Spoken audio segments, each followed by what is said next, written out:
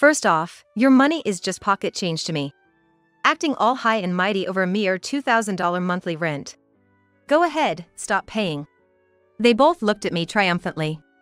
With pleasure. John and Alex must have thought I'd come crying and apologizing to them. They were surprised by my response. Fine by me. I'm dead serious about stopping the payments. With that, I left the house. And that's how I cut ties with John, Alex, and the family. My name is Eleanor. I'm a 47-year-old. I married John 18 years ago. I met him on the dating site. I'm plain-looking, short, and was nicknamed Sunfish as a kid. I was always teased by everyone growing up. Because of that, I never had much self-confidence. For me, with low self-esteem, marriage was a distant dream. John always looked down on me from the start. He never treated me to a meal, not even once. We often split the bill, and I often paid. Moreover, John was divorced with one child. Since it was my first marriage, my parents were strongly against it. But I never had the slightest intention of breaking up with John. It happened one day. While on a date, John proposed to me. You know, I think marrying you wouldn't be so bad. His condescending way of saying it shocked and honestly hurt me. I often daydreamed about the ideal words and scenario for a proposal. I wished for kinder words when being proposed to for marriage. Additionally, John's 14-year-old son, Alex, never warmed up to me. I dismissed it as typical teenage behavior, but he's never looked me in the eye while speaking, even to this day. But none of that bothered me. I truly believe this marriage proposal was my last chance. Marriage was my dream. Approaching 30, I was indeed feeling desperate. I thought if I let this chance slip, I'd never marry again. So, I went against my parents' wishes and married him. In hindsight, my parents were right. If I had followed my parents' advice, I think I could have avoided this nightmarish situation. Looking back, this was the entrance to hell. The hell started from the first day of marriage. I don't mind if you keep your job, John had told me when we decided to marry. I thought he was understanding, but I was wrong. On the first day of marriage, John said something shocking. You'll pay the rent here. What? I didn't understand what John was saying at first. So, you're gonna pay the rent. That's what you work for, isn't it? From John's tone, I could feel there was no love for me. He seemed to view me not as his wife, but as a source of money. I had thought John's reluctance to treat me to meals was because he was frugal and sensible, but maybe I was wrong. Perhaps he just wanted to be lazy.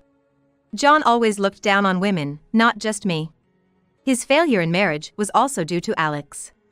He often said, just because you're a woman. Or, since you're a woman.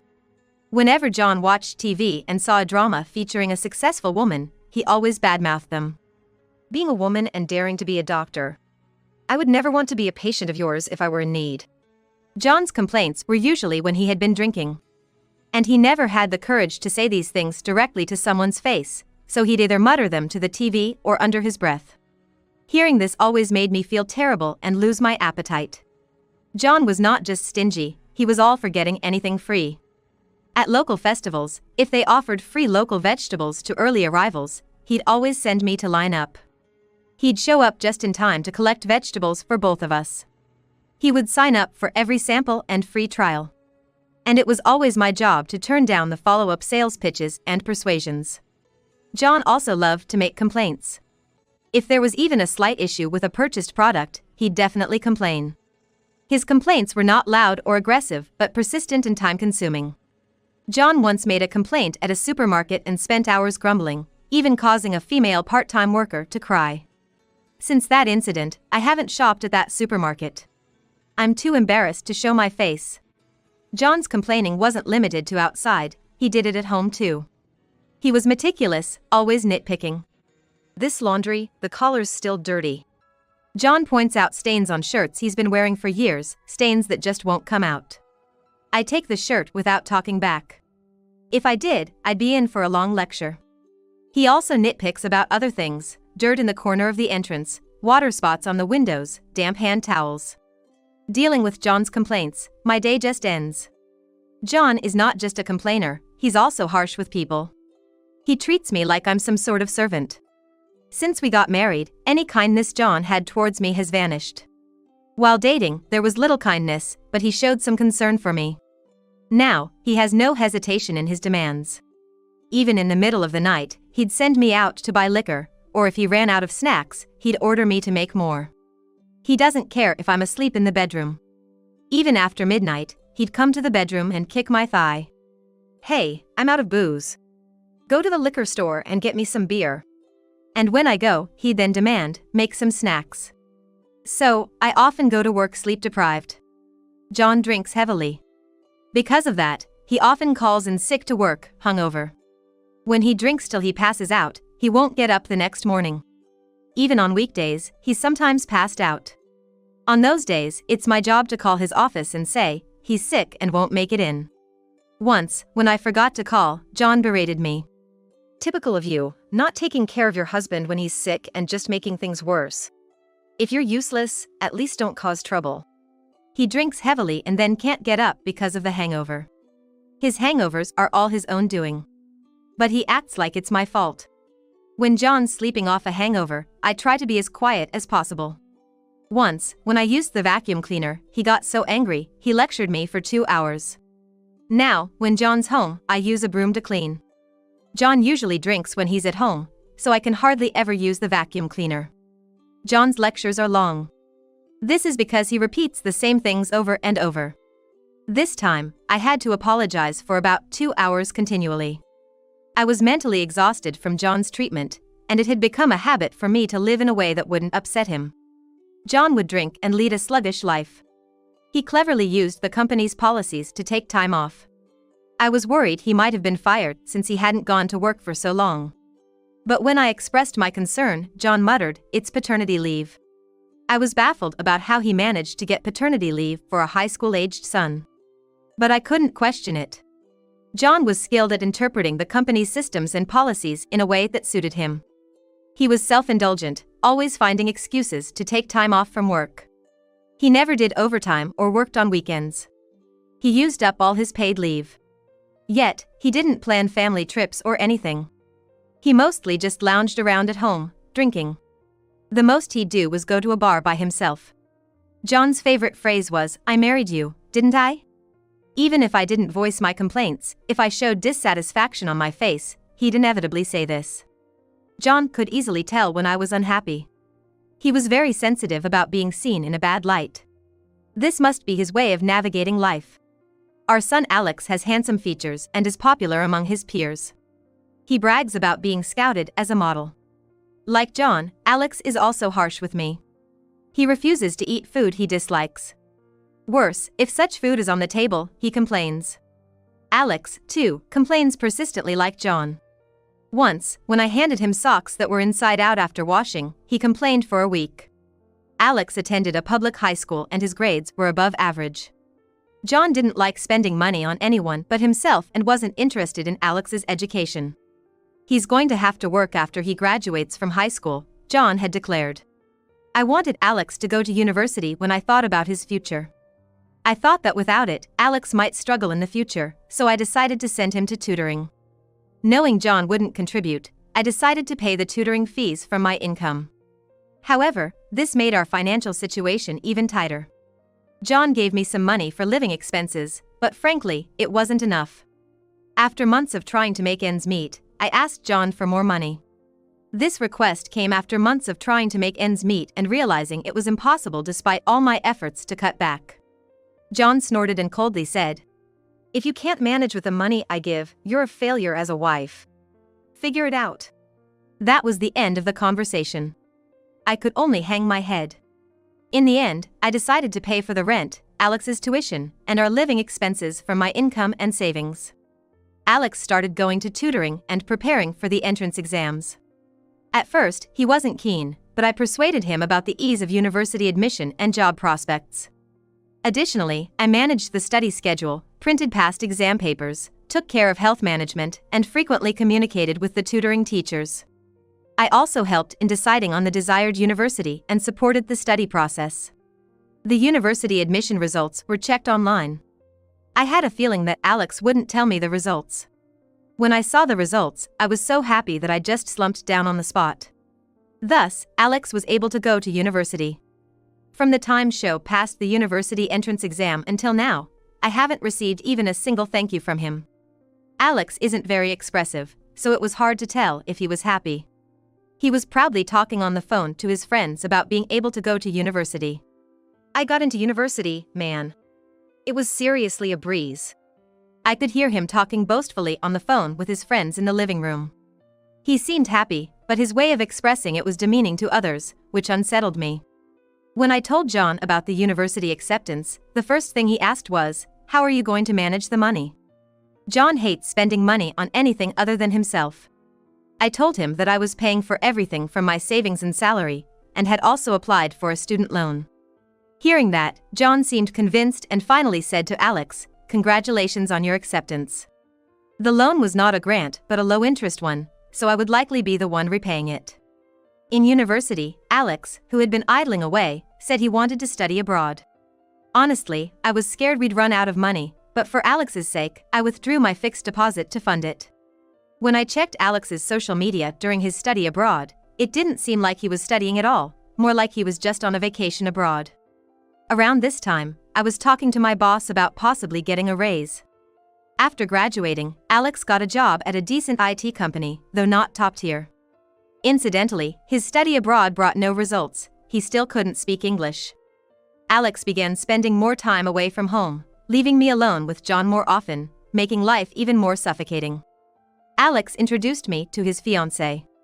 She seemed like a kind and quiet woman. She reminded me of myself somehow. I had a bad feeling.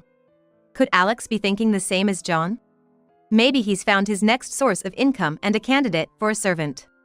Then John bluntly said, "Alex and his wife will live here. You have no place here, Eleanor. Sleep in the storage room by the entrance." Hearing that, something in me snapped. Unbelievable. Do they even realize how much I've done for this family? I worked as they told me to, paying for everything from rent to living expenses and education fees. I had a faint hope that they might appreciate or acknowledge me. But all that was in vain. To think that they would say such terrible things to me. Alex and John looked at me in shock. "Do you know why Alex was able to go to college?" Alex, looking awkward, tried to smirk it off. I vented my anger on Alex. "Your father never planned to send you to college. I was the one who paid for it and helped you with your studies to get you there." "I didn't know that," Alex retorted, looking away. "Don't start with that now. When did I ever ask to go to college?" "That's right, nobody asked you to do it, Eleanor. You did it on your own." "How can you say that? You all just see me as a convenient ATM, don't you?" Alex snorted derisively. "Now you bring this up?" He looked down on me. "You're only good for earning money and supporting us, so don't get all high and mighty." He seemed to thoroughly belittle me. "Enough." I couldn't take it anymore and stood up, kicking the chair. John grabbed my shoulder and forced me back into the seat. Then, with a cold tone, he said to me, "Hey Eleanor, how can you talk to Alex like that? Have you gone downhill not just in looks but in character too?" What cruel words. I had endured for 18 years. But I had reached my limit. "Stop it, John, and don't encourage Alex. He's not getting carried away. It's just how it is. You're just that in this house." Shocked and angry, tears welled up in my eyes. Seeing this, John and Alex scornfully said to me, "A woman like you, we never really accepted you as a wife. What are you getting all high and mighty about?" "That's right. Just because you contribute some money doesn't mean you can act all important." I glared at Alex. "If that's how you feel, I won't contribute any more money. Go ahead. I'm fed up with living with you anyway." "Fine, let's cut ties completely. You both have jobs, so you won't have trouble with money." "That's right, we can manage without your money.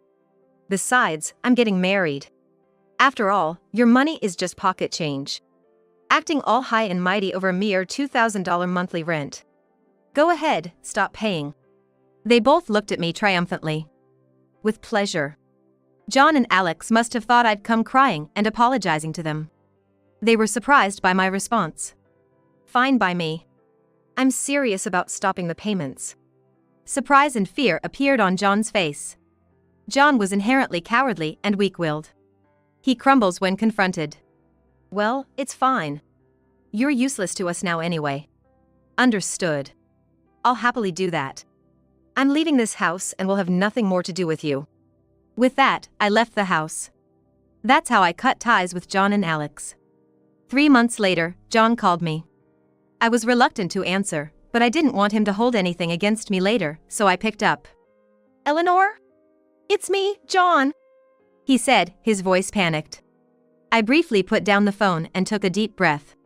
I'm listening, what is it? Please, help me. I had suspected they might start struggling financially, but his panic was extraordinary. What? Why now? I thought I had cut ties with you all. I tried to stay calm and composed, even though my heart was racing. Don't say things like that. We're really in a tight spot right now. Can you just pay the rent again, just for now? We're family, after all. We were still legally married, as the divorce proceedings were ongoing. The discussions hadn't made much progress, so I was talking to a lawyer about going for a court divorce.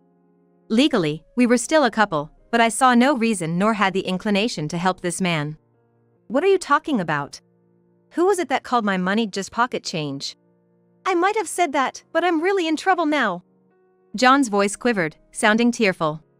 However, I knew this was just an act, his way of trying to worm his way back in. He was attempting to ingratiate himself with me again. I was wrong before, I'm sorry. Please, we're in danger of falling apart as a family. Hearing his words, I could sense that John was indeed in trouble. I responded mockingly. Oh, right. Alex got fired, didn't he? And now he's spending his nights at the police station. Alex had been caught embezzling company funds and was under police investigation. John seemed shocked. He seemed shocked, at a loss for words. After a moment, John managed to speak. How did you know about that? More importantly, did you know Alex's company was recently acquired? The company that bought it is where I work. What? There was a sound of something dropping. Apparently, John had dropped the phone. John knew about Alex's arrest, but didn't know that my company had acquired his. I was working at a company making AI semiconductor chips, which decided to take over Alex's IT company. During the acquisition process, Alex's embezzlement came to light. Our CEO is strict about ethics and won't tolerate fraud. Immediately, criminal charges were filed, and most of the involved parties were arrested. The reason I started working at this company was when Alex wanted to study abroad. That's when I asked for a raise. The person who listened to me then was my manager. He was talented and had led several developments leading to patents. He told me he was about to start his own company. I can't fully utilize my abilities if I stay in the current company, he often lamented. This manager invited me to join his new venture. The salary might be low initially, but we will surely succeed, he said passionately. I believed this person would definitely succeed, so I decided to change jobs without consulting John. In fact, at that time, I was not only avoiding consulting John, but also avoiding speaking to him altogether. I thought I could manage for a while with my savings and severance pay. Initially, the salary at the new company wasn't much. But as we obtained several AI-related patents, the company's performance soared. The CEO praised me for making operations run smoothly and for aiding in the smooth progress of development. I was often told by the CEO, without you, I wouldn't have been able to concentrate on development. Indeed, when the CEO focuses on development, he tends to neglect other aspects like company management and sales. I took on tasks like negotiating with banks and developing new business clients. Since we started as a small company, I had no choice but to do it myself. As development progressed, we expanded the company and hired more people. The company's growth wasn't just due to my efforts. The AI semiconductor developed by the CEO played a big part. The CEO told me my salary would increase, but I feared that if John found out about my sudden salary increase, he would exploit it. So, I kept my salary the same as it was at my previous company. Instead, I received company stocks as a form of compensation. Alex's wrongdoing involved inflating bills in collusion with a trading company. He made it look like the inflated charges were from an overseas company introduced by the trading company to avoid detection. He had been doing this for at least 2 years. The police are rigorously investigating him for other potential crimes. It was surprising that Alex could come up with such a scheme. Involving an overseas transaction, as it seemed too complicated for him to plan. The trading company claimed they did it reluctantly at Alex's request. I suspected there was a mastermind behind this plot. My gut feeling was that John might be involved. You planned Alex's scheme, didn't you? I asked John directly. John stuttered and fell silent. No way, he did that on his own. Really? He's been doing it for quite a while now. In a way, I think it's a remarkable talent. I taunted John to see his reaction. Well, yes, but it's a crime. It's not right to call it talent. But using overseas companies might have been a smart idea. So, you did plan it and had Alex carry it out. Why would you think that? The part about using overseas companies wasn't reported in the media. The fact that you know about it means you were involved. You just revealed a secret. I could hear John grinding his teeth. I'll report this to the police. Even if I don't, I think Alex will eventually confess. Don't mess around. This is all your fault. John kept talking, but I hung up midway. I didn't want to talk to John anymore. After that, he called several times, but I ignored all of them. I understood that they were in trouble with Alex's arrest. But John had his own income. I couldn't fathom why they were so desperate for money. 3 months later, I got another call from John. I ignored it at first, but I needed to retrieve some belongings from the house, so I called John back. John said he wanted to meet because it was too much to discuss over the phone. I agreed and decided to visit the house. The next day, I went to the house where I had lived until. It was clear that the house had fallen into disrepair. Nothing seemed to have been maintained. The pathway to the entrance was covered in fallen leaves and stained with water spots. Even the doorbell didn't ring when I pressed it. Maybe it was broken. When I grabbed the doorknob, the door opened. It wasn't locked. As I stepped inside, a stale smell hit my nostrils.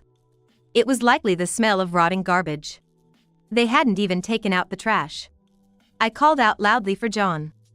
After a while, a hoarse voice replied, and the door to the living room opened. I recoiled at the sight of the man who appeared. The man who appeared was emaciated, with sunken eyes, patchy and completely white hair. His complexion was unnaturally yellow. I stared at him, unable to recognize who he was. Then the man spoke.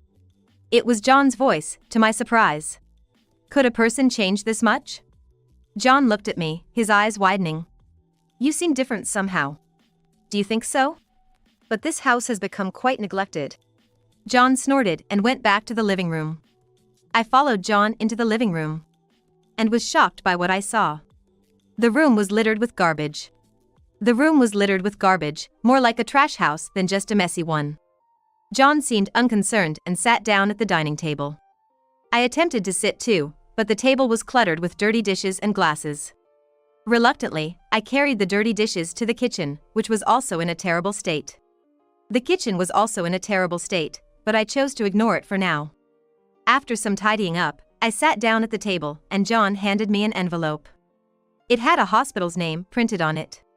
Curious, I looked inside and found a medical report. It was John's diagnosis. I've got hepatitis. John spoke weakly. He used to drink heavily every day. I thought it was only a matter of time before his liver was affected, and now he had developed alcoholic hepatitis. He probably couldn't drink anymore. And a full recovery might be difficult. I read through the medical report. It also mentioned diabetes. I looked closely at John's face. You also have diabetes. With these levels, it's likely you have cirrhosis too. You figured it out. It's probably cirrhosis. John said, looking down. Should you even be here? Aren't you supposed to be in the hospital? Yeah, I wanted to talk to you, so I snuck out. This might be another one of John's strategies. Showing me this filthy house instead of a hospital, trying to gain my sympathy. I could see his sly intentions. I don't feel sorry for you at all. You guys turned this house into this mess, and I don't live here anymore. John's face darkened. You've changed. You seem stronger. Failing to elicit my sympathy, he now tried to flatter me. I couldn't quite gauge John's true intentions. Then, John began to talk about what had happened in the past 3 months. He said they lived normally for a while after I left. Alex's fiancée used to come twice a week to do housework.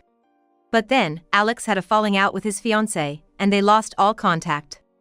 John and Alex didn't understand why she suddenly stopped communicating. Of course, they didn't. I had contacted her and strongly advised her to cut ties with Alex.